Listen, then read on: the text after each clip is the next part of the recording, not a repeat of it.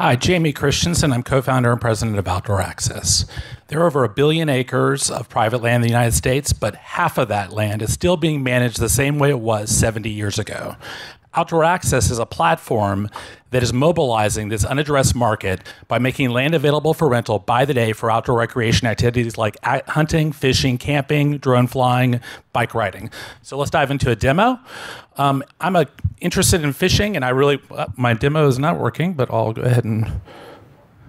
So I'm interested in fishing, and I love to fish, but I'm in Washington, D.C. So I download the app, and I find out that if I join as a member, I can get access to hundreds of places to go fishing in the area. Now, first thing I'm going to do is set some filtering criteria. So I'm going to go ahead and go on the app here and set myself to come in with a buddy, and we're going to set fishing as our activity of choice. Next thing I want to do is set location. So I can use my GPS or I can type in the location. I live in Washington, D.C. See, there's dozens of places for me to go fishing within an hour's drive of Washington, D.C. I'm going to pop open the first listing here and take a look. Great photographs, looks like a great place to go. And lo and behold, it actually has kayaking, which I love to do as well. I can dive in and see what members are saying about the listing, great feedback from them, and I can take a look and see what the property owner has said about the listing. So they give me information, including history of the property. As a member, I can dive into the activities, and I can also explore an interactive map. When I'm ready to do a booking, I choose the days on the calendar. For an average of $25 a day, I get exclusive access to this property. Once I put in my payment information, I can then review the property details. I get a text message from the platform that connects me with the landowner and gives me additional information about my booking. We've had great traction in the last year with hundreds of members, lots of supply, and thousands of engagement. Got a great team. My co-founder and I bring more than 20 years of experience to this space and are really focused on building a community that is focused on liking the outdoors. Good job. Thanks. All right. Round of applause. So again, I don't know who you guys all got as designers, but these are fantastic looking presentations. I mean, this is just gorgeous, and the app looks great too. I wonder. I don't hunt or fish, so I wonder how are people booking these things now? Are they just showing up and hoping nobody else is there and not paying anything? Like, are you adding a cost that they're not already paying, or are they paying this some other way? Yeah, so the revenue model is they pay a membership fee, and then we take a service fee, and they also take a cut of the listing. Knocking on doors. Hey, can I use your property to go fishing or hunting?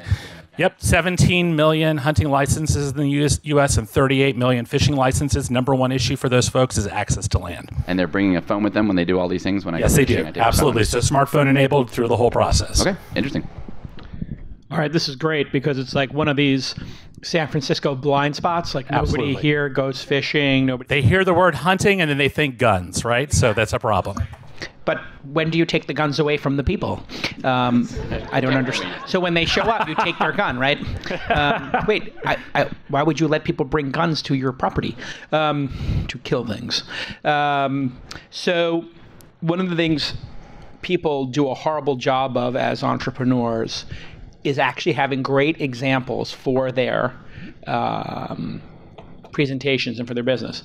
You had great examples because not only did you say hunting, you said fishing, and then you said drones and camping. And I was like, okay, great. This person has really thought through what's going on here. Now, you never said it's Airbnb for land. I would have dropped that because people in the investing community like to have some guide rails as to, okay, this could go like this other movie we saw. It's not Uber for land. Nobody's coming to pick you up. It's not being delivered to you, but it is exactly like Airbnb, which then made me think, wow, what about insurance? And then I just thought, oh, the objections, really good investors, when they ask you a question, which seems like an objection, they already know the answer. So immediately, because I talk to hundreds of startups a year and I know the answer to this, but they will ask you a question like, well, what about insurance? What happens if somebody gets hurt on the property? Now, when they ask that question, they know exactly what you're saying, which is that's actually one of the benefits. Most people who rent their land out, their number one objection is, what happens if somebody shoots another person on my land? And we actually have insurance for that. So That's something that you could have dropped in there in 5 seconds. So Okay. And the best part is you get insurance every time somebody comes on your land in case they shoot themselves and pull a Dick Cheney. That's great feedback. The app looked awesome. And one thing I immediately thought too was, if I had people on my property, I'd like to know kind of where they are. And then there was also like, they could have Wi-Fi on the property, or maybe they could use the bathroom, or maybe I could put out water for them. So there's probably all these pluses. And what's great about this is if you empower entrepreneurs in a business, that is a very powerful thing, because entrepreneurs, as you see the ones in this room, are rabid, insane, crazy people who like to figure problems out. So some of the best businesses are businesses that service business owners and entrepreneurs, i.e. eBay, Etsy, Squarespace, whatever. Pick a business where WordPress, where the person is building a business on top of your platform. These people will be building businesses. That's right. They'll be buying 20 acres of land for $500 an acre, make $10,000, and then be renting it out. And they'll be like, oh, I can invest in picnic tables. Oh, I can upsell them on picnic lunches, a fire pit, whatever. And our move is to transition to ag, forestry, other pieces. That's my background is land management. So ultimately, this is a huge untapped market. I really love this one. Wow, we have two that hit it out of the park already. Tell me your name again. Jamie Christensen. I like it, the last name too. Jamie Christensen. And my co-founder's name is Buck. Buck. For real. This is given name. That's now the credibility just went through the roof. We were born to do this. I was going to give it a 7.5, but now I give it 8.5 because of Buck. The Buck just... Thank you for the feedback. Really appreciate it. All right, let's give him a big round of applause. I love Squarespace, and I use it all the time.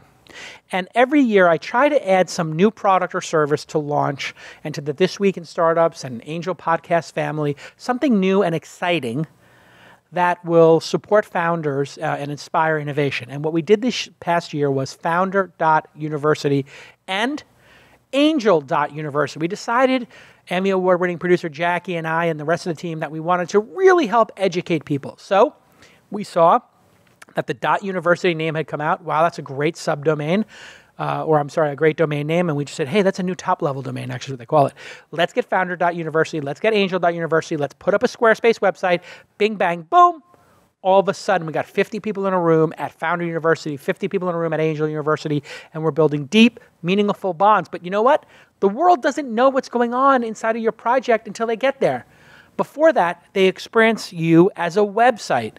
The website is what you are, who you are, and people judge a book by its cover. And Squarespace gives you those beautiful templates for you to use that you can customize the look and feel. And it comes with e-commerce. It comes with 24-hour support, 7 days a week, the gorgeous templates, and anybody can use it. You don't need to have a webmaster who you found in Estonia or in South America, and you're waiting to get them on the phone in the time zone, and everything's locked down and nobody has the passwords. Nope. Squarespace is easy and affordable, and it's secure. They do all these awesome features, and every month they're just launching new features, and they give them to everybody in their user base, like SEO. Search engine optimization. You don't have to hire another person to do that. Commerce, optimizing for mobile. If a new device were to come out, you can be sure Squarespace would support it almost instantly. This is one of the great things about using Squarespace. You're buying into an ecosystem of really smart developers and designers who are building this product day in and day out. Hundreds of people are working on it, maybe thousands now, to make it beautiful and easy to use. And it's just so easy and simple. We used to struggle over websites. And you probably had this experience as well. You come into work, oh, is the website up? Where's the website at? Does the website have the right information? Oh, and it's like, why is this so difficult? 5 years ago, every meeting was, what's going on with the website? Why isn't the website ready? Did you talk to the designer? Did you talk to the tech team? Did you get the servers, the ops? Now, the website's up. The second I say, let's do Founder.University, the next day the website's up and running. Okay. Go ahead and check out squarespace.com. You'll get a free trial. And when you're ready to launch, use the offer code TWIST. When you're ready to launch, use that offer code TWIST, and you'll save 10% off your first purchase of a website or a domain. Make it yourself and make it stand out. You can do that with Squarespace. What an amazing company. And okay, let's get back to this amazing episode. Thanks again, Squarespace.